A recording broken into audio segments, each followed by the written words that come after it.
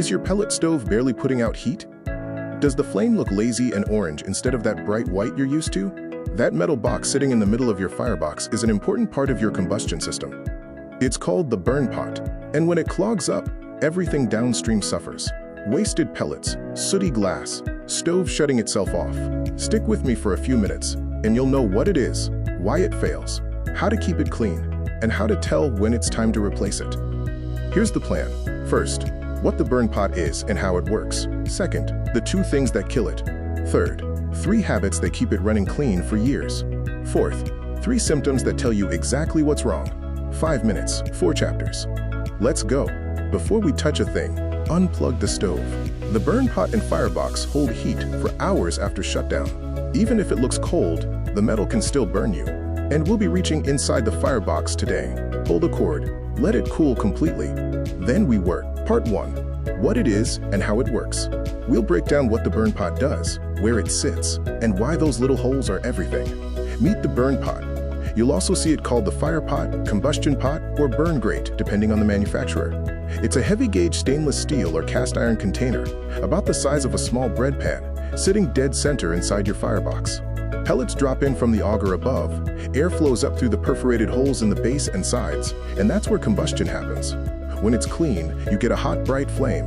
When it's not, lazy fire, wasted pellets, and a cold house. Here's how it works as a system. The walls contain the fire and direct heat upward.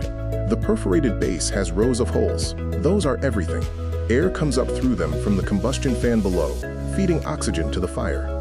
Ash falls down through them into the ash pan. The igniter port is a specific opening where the hot rod igniter enters to light the pellets on startup. And the whole pot sits on a cradle or mount that has to be perfectly flush.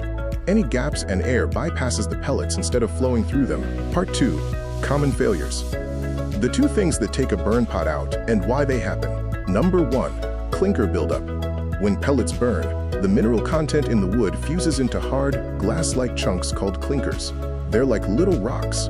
They lodge in the air holes, block airflow, and choke the fire. Low-quality pellets with high ash content make this 10 times worse. Number 2. Warping and cracking. The burn pot takes the most heat of any part in your stove, over 1,000 degrees, season after season. When ash builds up unevenly, it creates hot spots that concentrate heat in one area. Over time, the metal warps, cracks, or burns right through. Once the pot is warped, it doesn't seat flush anymore. Air leaks around the edges instead of flowing up through the holes. Here's the thing nobody tells you. Those little holes in the bottom of the burn pot? They are the entire combustion system in miniature. Clean holes equals bright white flame, maximum heat, clean glass.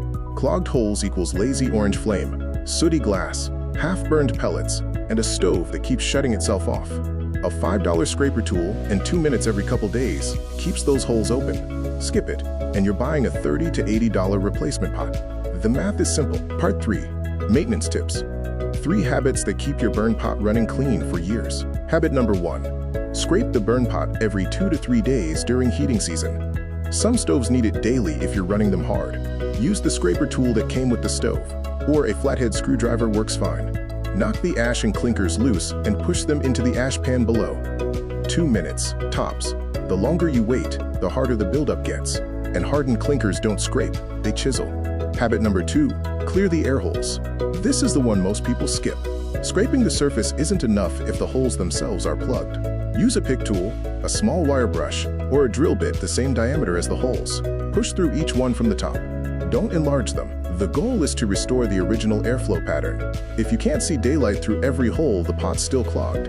Do this every time you deep clean the stove, once a week minimum. Habit number 3. Burn quality pellets. This is the cheapest maintenance you can do. PFI certified or premium grade pellets have lower ash content and lower moisture. That means fewer clinkers, less buildup, and longer intervals between cleanings.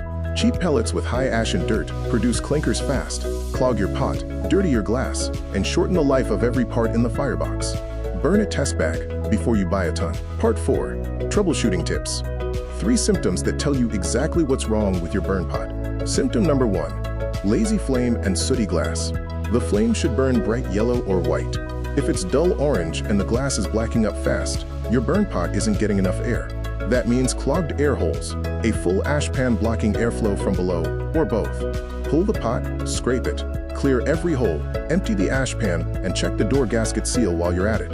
80% of the time, this fixes it on the spot. Symptom number 2. The stove won't ignite. Pellets drop in, the igniter cycles, but nothing catches. Before you blame the igniter, check the burn pot. If ash has packed around the igniter porthole, the hot rod can't reach the pellets. Clear that specific hole first. Poke it out with a pick. Also make sure the pot isn't overflowing with old ash and unburned pellets from a previous failed start. Clean it out, try again. If it still won't light, then check the igniter. Symptom number 3, and this is the expensive one. The stove starts fine, builds a fire, then shuts itself down within 30 minutes. Every time. That's usually the proof of fire sensor, saying the fire isn't sustaining. And the fire isn't sustaining because the burn pot is so clogged that airflow can't keep up with fuel. Do a full deep clean, pot, ash pan, exhaust passages, vent pipe. If the pot is visibly warped, cracked, or has holes burned through the metal, it's done. Replace it. Don't run a damaged pot. You'll damage everything around it. Before you order anything, find your data plate. Manufacturer, model, serial. Most stoves have it bolted to the back panel. Some have it inside the hopper lid. A few hide it on the inside of the firebox door. Snap a photo with your phone. That's what we'll need to match your parts. Then head to the website. Pick your manufacturer, pick your model. Every part on that page is guaranteed to fit your stove. No guessing, no measuring, no wrong part returns. Find your burn pot, find anything else you need, and we'll have it shipped same day. That's part 4 of pellet stove parts. Burn pots, igniters, gaskets, full firebox kits in stock. Free shipping over $99, 90-day warranty on every part. Link in the description. Subscribe, hit the bell, and we'll see you next part.